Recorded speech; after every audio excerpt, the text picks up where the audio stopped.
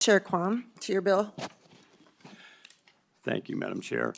I would move House File 3845 to be recommended to pass and be referred to the General Register.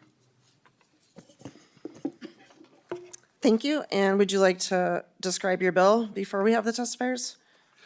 Certainly. Basically, this bill is fairly straightforward in that because we do have a large number of registrations that happen at the same time as a person is then casting the ballot, and there not being any opportunity to verify that there aren't any issues with the registration. This would say, just like 98% of the people that live in the United States live where they're not denied a ballot because they are granted a provisional ballot if there's any issue, and then they're given basically a week to take care of any questions that have arisen. And so this would improve the integrity of the election and ensure that no one is denied a ballot. I have had a election judge contact me and inform me that there have been people denied a ballot and have had to leave the polling location without being able to cast a ballot. And this would allow the state of Minnesota to actually abide by federal election law and not deny anyone the ability to cast a ballot. Okay. Thank you, Chair Quam. And with that, we'll move to the testifiers.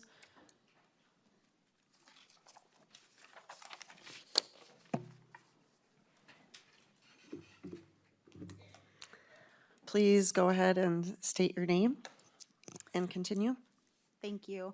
Thank you, Vice Chair Altendorf and Chair Quam, for bringing House File 3845. My name is Nicole Freeman. I'm the Government Relations Director at the Office of the Secretary of State. First, I just want to note that the office appreciates the many changes from other versions or past versions of provisional balloting that we've seen. However, we do still have concerns about the bill. Today, I'll focus on our most immediate concern, which would be the administrative consequences of changing election law in such a big way, so close to the 2026 elections. As you can see, the bill's effective date would be just a little over a month before the primary election. And with that, comes just weeks of preparation for election administrators to get ready for that. While the bill does target a very small subsect of election day registrants, it requires reworking really the entire system. So every election judge would need to be trained on how to administer provisional ballots in every polling location across the state. In addition, each of the 8 to 7 counties would need to have be prepared to administer the process both on election day as well as in the days afterwards. Again, back to sort of the timing challenges related to this, we're training county election administrators in just over a month in the middle of April. And so this major change, wouldn't be included in that training. The legislation would also likely require changes to programming of the elections equipment, and it would require our office to set up a statewide tracking system for these provisional ballots. That tracking system doesn't currently exist. Finally, there's issues with the changes in canvass dates for both the county and the state canvassing timelines. It would lead to issues with the state of Minnesota conforming with the Electoral Count Reform Act in a presidential election year. So overall, the change would increase the cost and complexity of administering our elections. Just a month before implementation would be required, and for that, we ask the committee, or the office doesn't support the bill. Thank you. Thank you, Ms. Freeman. Chair Quam, did you? I guess I'm confused by changing the programming and election equipment. The ballots wouldn't be run through, and we're already capable with the election equipment to be able to run absentee ballots through at a different time. So I'm confused by that. The other confusion I have is that with the vast majority of the United States not denying anyone the ability to cast a ballot, and that's been around for decades, and that is federal law. So the confusion is how we can implement it. Well, all these other states have been able to implement it. They've got variations. There's been same-day registration states that have had absentee ballots. So we're the outlier in not having implemented it. And to think that this is so difficult that the people in Minnesota could not fix it. You're not reinventing the wheel. You've got, 4 dozen or, about 4 dozen other wheels out there that you could copy. So it's long past time where Minnesota actually abided by federal election law with the vast majority of the country. So the other issue that does come up is the fact that we're averaging over 10,000 bad registrations a cycle. And that is off of the publicly available HAVA SSA site that is dictated in federal law and that Minnesota's been utilizing for decades. 2018, there were almost 17,000 bad registrations. And that was around the time that we had the last audit of our election system. The 2020, that very next election, there were over 23,000 bad registrations. So election integrity ought to be a prime thing that this committee goes towards.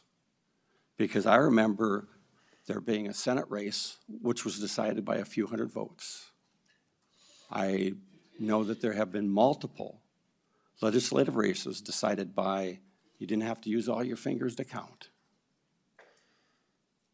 So it's not trivial to have all these bad registrations. So I have no problem. In fact, I want everyone to be able to come into a polling place and having a ballot so they could vote. But the integrity, which is this component of integrity is, again, where 98% of the people live in the United States have this component of integrity and insurance of everybody gets a ballot. And that is the intent of this bill. Thank you, Chair Quorum, and we'll move to member discussion. We have a list. First is Representative Davis. Thank you, Madam Chair. Thank you, Representative Kwong, for bringing this awesome bill. I love your bill. It adds a simple verification process without blocking votes or disenfranchising a voter who fills one out. It strengthens the integrity of our elections, which I am always a big thumbs up on. And I don't understand why the Secretary of State's office is always against us trying to do something with provisional ballot, because it also helps us align with HAVA's best practices. So thank you for that. 94% of our states have some type of provisional balloting. Why Minnesota is behind on this, oh boy. This brings more integrity to our elections. This brings better security to our elections. And I understand, I've heard over and over the Secretary of State come in and say the crown jewel of our elections is same-day voter registration. When I had an elections supervisor tell me that, if there's going to be fraud happening, the most likely place it'll be happening in our elections is with same-day voter registration. That was an elections supervisor in the state of Minnesota telling me that, Mr. Chair. So they saw the writing on the wall very clearly. I think the crown jewel of Minnesota's election should be having provisional balloting for same-day voter registration. This is very common sense. Thank you, and I will be supporting your bill. Thank you, Representative Davis, and we'll keep on moving. We have more. Representative Greenman, you're up next. Thank you, Madam Chair. And I'll note that this is, as I think Representative Davis was referring to, there is an evergreen provisional balloting conversation, and I appreciate the work that has been done. What I will say is actually Representative Quam makes the argument nicely about why we don't need this. We have had lots of close elections in the United States going back, or in Minnesota going back, I think you said 2006. To recently that have been tested both by courts and by public opinion and have held up when we think about elections integrity, when we think about election security, and when we think about voter access. And I think we have a long history of striking that balance in the way that both works for the public, works for voters, and works for our high voter turnout, which we all, in a nonpartisan and bipartisan way, brag about. What provisional ballot does, provisional balloting does, and for folks who didn't follow how we got here, provisional balloting was originally a response to what happened in Florida in a bunch of states where there was no fail-safe. If there was a registration error and you were not allowed to vote, you were turned away and couldn't cast a ballot. And if that was the system, then a maybe pile of ballots is better than nothing. But in Minnesota, since 1974, we've had same-day registration. So if you show up, you have an issue with your registration, you can same-day register. Vast majority of people don't do that, but that is our fail-safe. So when we think about that, striking that balance, my concern, particularly with this bill, and I think we've seen this before, is when I've seen provisional balloting bills in the past, they've had millions of dollars of fiscal notes that have to do with that changing, adding that maybe pile, adding the training and the setting up the administration is actually what prevents people from being disenfranchised. There are states where a third to a half of provisional ballots are thrown out. And that is, if we did this, we wouldn't want to be one of those states. So I am wondering, one, if there is a fiscal note on this bill, and if there isn't, why haven't we requested one? Chair Quam.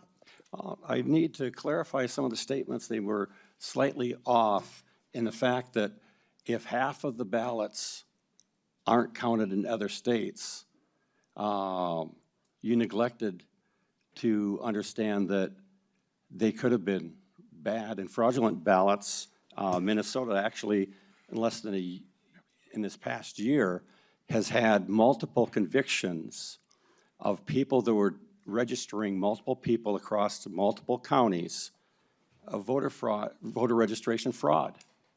And that's when you get enough time to actually check and verify. And all the close races, those close races, there have been far greater number of registrations determined bad in those elections than the difference in those races. So if you have a race decided statewide by about 300 and some odd votes, and you have over 10,000 bad registrations as verified federally, then I think that calls into question that you didn't have more bad votes cast than the difference was. Looking at the analysis, the vast majority of the registrations are happening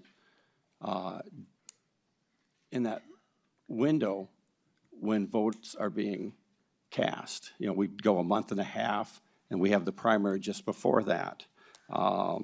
Overlooking voter integrity is a huge thing, and the cost, I assume there's some cost to actually do your stuff on time. Yeah. And that means verifying before you actually count the ballot. And that's not happening. And that's not happening in the thousands. So it depends on your priority. If you really want to follow federal election law, because there have been same-day voting states that had provisional ballots. And you're saying, half of them are thrown out. There's cause to throw out those ballots. Thank you. Person doesn't have the actual documentation to verify that it's a good vote. Sorry. Representative Greenman. Thank you, Madam Chair. And what I would say is, actually, we can learn from other states.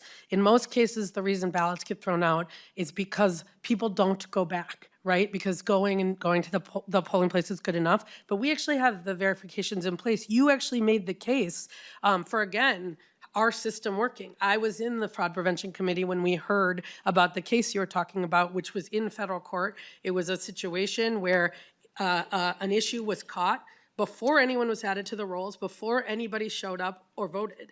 And then there was a prosecution, what you're talking about. Each of these cases, to me, is you are making the case is that we have actually created a system that detects that at the local level issues and handles them, and actually using those as examples of what we're not doing doesn't make any sense. And so I, don't think that this is necessary. I think introducing a maybe pile of votes has been problematic in other states. It'll be problematic here. But what I will say, and you didn't really answer my question, is if we were to do this, we would need to make sure to do it right in a way that we are doing the training and the administration at every city and every county elections administration, because we administer elections at the local level. Again, it's had fiscal notes in the past of millions of dollars. And so the idea of both not knowing, not having a fiscal note, sending this on without knowing what it costs, sending it on without actually having a plan for how all of our local jurisdictions are going to implement it, and then doing that a month before the primary, to me is a recipe for both chaos and undermining the integrity of our system that is well trusted in Minnesota and has shown that it's effective, and with the high voter turnout that we have seen. If we don't have a fiscal note, members, we shouldn't vote for this bill. Thank you. Thank you. And Chair Freiberg, I think you wanted, no. Did you want to request a? Yeah, just wanted to make sure roll call was requested. Okay. So Chair Freiberg requests a roll call, and Chair Quam? I guess I'm confused because it was the feds that actually got those voter fraud convictions. If we had, and that was election cycles ago, and if there actually was the discovery in Minnesota of all this election registration fraud, then it should have been brought up years ago, and the AG should have gone for, convictions, but it wasn't. It waited several years, and the feds had to discover it and bring it up and get the convictions. But the idea that there is no problem with, before you even check a registration, the ballot is cast. That's what happens.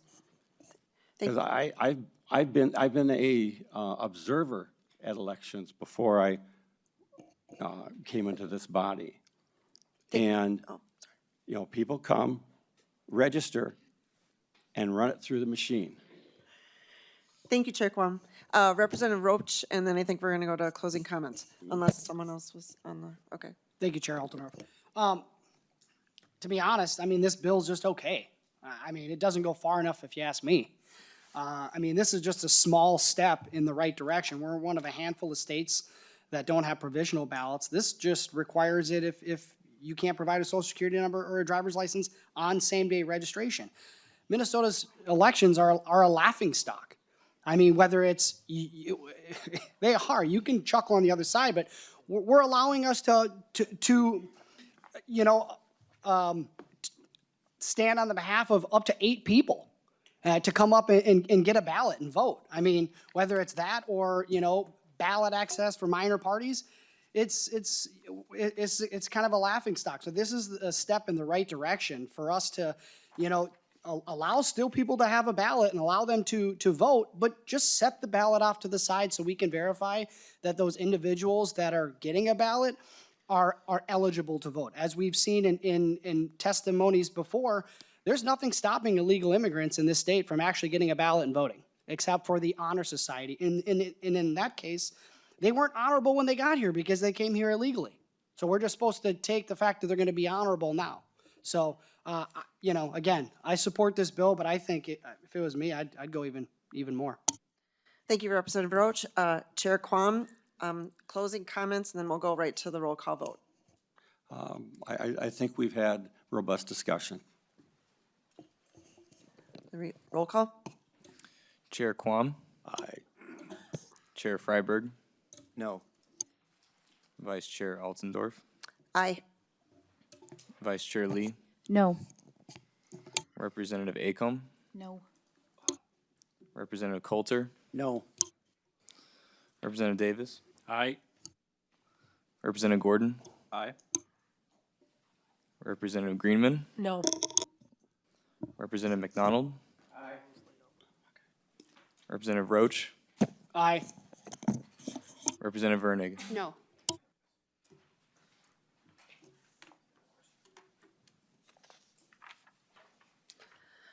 With that, the vote is 6-6, and the vote does not prevail. We will lay this over.